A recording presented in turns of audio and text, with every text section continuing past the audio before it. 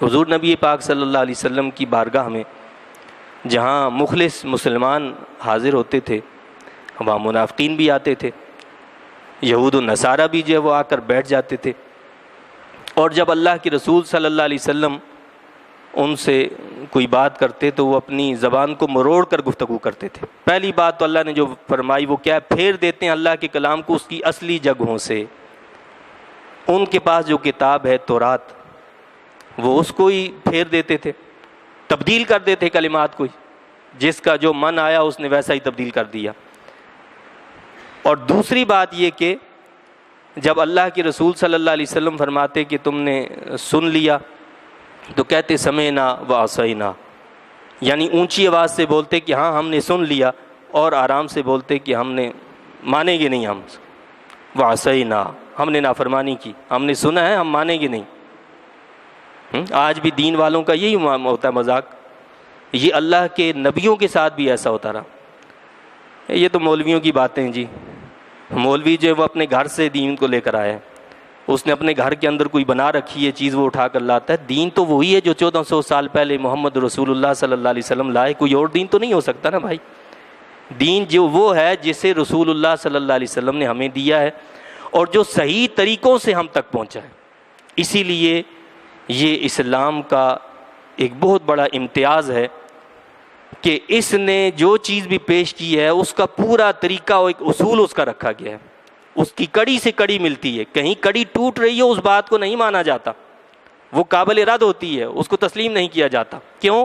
کہ وہ کڑی مل نہیں رہی، وہ کٹ گئی ہے درمیان سے۔ تو لہٰذا اصول حدیث اور جرح و تعدیل کے علوم جو ہیں مدون ہوئے، اور ان میں ساری یہی بحث ہوتی ہے کہ کسی بھی بات پر جب کوئی معاملہ ہوتا ہے تو اس میں دیکھا جاتا ہے کہ یہ بات رسول اللہ صلی اللہ علیہ وسلم سے مضبوط طریقے سے ثابت ہے یا نہیں ہے۔ تو کیا فرمایا کہ وہ کیا کہتے تھے، سمعنا وعصینا، اونچی آواز سے بولے کہ ہاں جی ہم نے سن لیا ہے، اور وعصینا، ہم مانیں گے نہیں، ہم نافرمانی کریں گے۔ اور کیا کہتے، واسمع غیر مسمع، اور کہتے ہیں سنو تم نہ سنائے جاؤ۔ یہ کلمہ عربی زبان کے اندر جو ہے وہ دعائیہ کلمہ ہے۔ اس کا مطلب تو یہ ہوتا ہے کہ آپ سنتے رہیں، بھلی باتیں سنتے رہیں، خیر کی باتیں اللہ آپ کو سنائے، اور آپ کو کبھی بری بات نہ سنیں۔ لیکن اللہ نے ان کے دل کے مرض کو یہاں ظاہر کی ہے کہ وہ یہ الفاظ کیوں کہتے تھے، وہ الٹا معنی لے کر بولتے تھے۔ یہ واسمع غیر مسمع، تم سنو لیکن تم سنائے نہ جاؤ، یعنی نعوذ باللہ تم بہرے ہو جاؤ۔ وہ یہ کلمات اس لیے ادا کرتے تھے، اللہ نے ان کا پردہ چاک کیا ہے کہ یہ یہودی جو آپ کی محفل میں بیٹھ کر یہ کچھ باتیں کرتے ہیں، ان کا مقصد کیا ہوتا ہے۔ اور کہتے ہیں وراعنا لیم بالسنتہم، رائنا بل دیتے ہوئے کہتے ہیں۔ رائنا کا مطلب عربی زبان کے اندر ہوتا ہے ہماری رعایت فرمائیں، ہم پر توجہ فرمائیں، اور صحابہ کرام بھی یہ الفاظ ادا کرتے تھے۔ اب اس آڑ میں یہودی اور منافقین بھی یہ لفظ استعمال کرتے تھے جو ان کے نزدیک برے معنوں میں استعمال ہوتا تھا، وہ اس کو تھوڑا سا کیا کرتے تھے، قرآن کہتا ہے لیم بالسنتہم، اپنی زبانوں کو بل دیتے ہوئے بولتے تھے۔ رائنا کو راعینا تھوڑا کھینچ لیتے، راعینا کا مطلب نعوذ باللہ ہوتا ہے ہمارے چرواہے۔ اللہ تعالیٰ نے اس لفظ کو استعمال کرنے سے مخلص صحابہ کو بھی روک دیا، جو اللہ کے رسول صلی اللہ علیہ وسلم پر کامل یقین رکھنے والے تھے اور جو خالصتاً محبت میں یہ الفاظ کہا کرتے تھے۔ اللہ نے یہ بھی روک دیا۔ کیوں روکا؟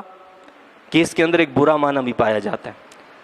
یہی وجہ ہے کہ ہم یہ کہتے ہیں کہ اللہ کے لیے اور اللہ کے نبی صلی اللہ علیہ وسلم کے لیے کوئی ایسا لفظ استعمال کرنا جو ذو معنی ہو، ایک اس کا اچھا معنی ہو ایک برا معنی ہو، وہ استعمال کرنا جائز نہیں ہے، جس سے بے ادبی کا کوئی پہلو نکلتا ہو، کیونکہ قرآن نے منع کی ہے۔ ہم پہلے پڑھ چکے ہیں، اللہ نے فرمایا کہ یا ایھا الذین آمنوا لا تقولوا راعنا وقولوا انظرنا، اے ایمان والو رائنا نہیں کہنا بلکہ آئندہ انظرنا کہنا، ہماری طرف نظر کرم فرمائیے۔ رائنا کا لفظ استعمال نہیں کرنا، جو یہ لفظ استعمال کرے گا وہ گناہگار ہوگا، کیونکہ اللہ نے روک دیا، منع فرما دیا۔ اس لیے کسی بھی زبان میں، کوئی بھی زبان ہو، اس کے اندر کوئی ایسا لفظ استعمال کیا جائے اللہ کے لیے، اس کے رسول صلی اللہ علیہ وسلم کے لیے، کہ جو ذو معنی ہے، جس کا ایک اچھا معنی ہے ایک برا معنی ہے، تو اس کا استعمال کرنا جائز نہیں ہے۔ لوگ کہتے ہیں جی اللہ میاں، نعوذ باللہ، اللہ میاں بڑے ہیں، اللہ کے لیے میاں کا لفظ لکھنا یہ اس کی شان کے خلاف ہے۔ میاں کا لفظ ہم شوہر کے لیے بھی استعمال کرتے ہیں، بھائی ہمارے یہاں استعمال ہوتا ہے نا، اور بعض زبانوں کے اندر میاں نہایت گھٹیا ان کے لیے کلمات کے لیے بھی استعمال ہوتا ہے، تو ایسا لفظ اللہ کے لیے استعمال کرنا جائز نہیں ہے۔ اللہ میاں، اللہ تعالیٰ، اللہ کی ذات بلند ہے، اس کے لیے ایسے کلمات ادا کیے جائیں جو اس کی شان کے لائق ہو، جن کے اندر کوئی پہلو بے ادبی کا نہ پایا جائے۔ تو فرمایا کہ وہ کہتے تھے رائنا، بل دیتے ہوئے اپنی زبانوں کو، اور تانا زنی کرتے ہوئے دین میں۔ یہ ساری باتیں ان کا مقصد کیا تھا؟ ان کا مقصد تھا دین پر تانا کرنا، دین پر تانا زنی کے لیے کام وہ کیا کرتے تھے۔ تو دین پر تانا زنی کے لیے ایسی چیزیں استعمال کرنا اور ایسے طریقے اختیار کرنا، یہ کس کا کام ہے؟ یہود کا کام ہے۔ یہودی جو ہیں وہ شان رسالت مآب صلی اللہ علیہ وسلم میں ایسے بے ادبی کے کلمات استعمال کرتے تھے، اور دین پر تانا زنی کے لیے وہ طرح طرح کی خرافات جو ہیں وہ گھڑ لیا کرتے تھے۔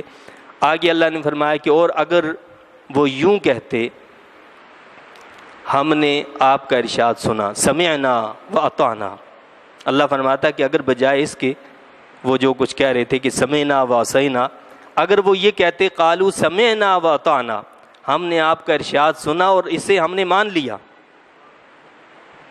یہ اللہ کے رسول صلی اللہ علیہ وسلم نے فرمایا، تو جب کہا کہ ہم نے سنا تو ہم نے مان لیا، اور ہماری عرض سنیے، اور کہتے واسمع وانظرنا، ہماری عرض سنیے اور نگاہ کرم فرمائیے۔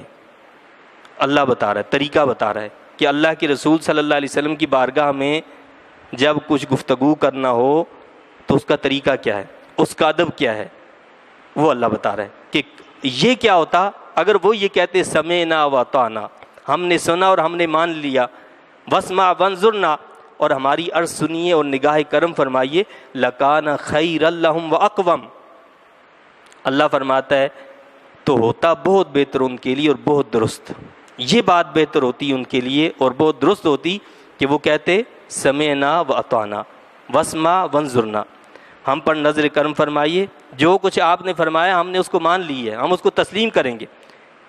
یہ ان کے لیے آخرت کے اعتبار سے بھی بہتر ہوتی، ان کی دنیا کے اعتبار سے بھی بہتر ہوتی۔ لیکن کیا بات تھی، انہوں نے ایسا کیوں نہیں کیا، اس کی وجہ بتائی، لیکن اپنی رحمت سے دور کر دیا انہیں اللہ نے بوجہ ان کے کفر کے۔ وہ جو کفر لے کر بیٹھتے تھے، اس کفر کی وجہ سے اللہ نے ان کو اپنی رحمت سے ہی دور کر دیا۔ تو جب اللہ کسی کو اپنی رحمت سے دور کر دیتا ہے، اس کا یہ مطلب نہیں اس کا رزق بند کر دیتا ہے، اس کے لیے دنیا کی کشادگی کے دروازے بند کر دیتا، ایسا نہیں ہوتا۔ ہم سمجھتے ہیں نا کہ شاید جس پر دنیا کے دروازے کھل جائیں، دنیا کی کشادگی کے دروازے کھل جائیں، شاید وہ اللہ کا بڑا محبوب ہے، ایسا نہیں ہے۔ اس کے لیے کیا ہوتا ہے، اللہ اس سے سجدوں کی توفیق چھین لیتا ہے، اللہ اس سے اپنی بارگاہ میں مانگنے کا جو سوال کرنے کی جو طریقہ ہے اس کو چھین لیتا ہے۔ وہ اللہ سے مانگتا نہیں ہے، وہ اللہ کی بارگاہ میں جھکتا نہیں ہے، وہ کوئی نیک عمل کرتا نہیں ہے، کیونکہ اس سے وہ توفیق سلب کر لی جاتی، چھین لی جاتی ہے۔ تو فرمایا کہ اور کیوں چھینی جاتی ہے، ایسے نہیں چھینی جاتی، بلکہ مسلسل انکار حق کی وجہ سے چھینی جاتی ہے، کہ جب وہ مسلسل حق کا انکار کرتے رہتے ہیں تو پھر وہ صلاحیت چھین لی جاتی ہے۔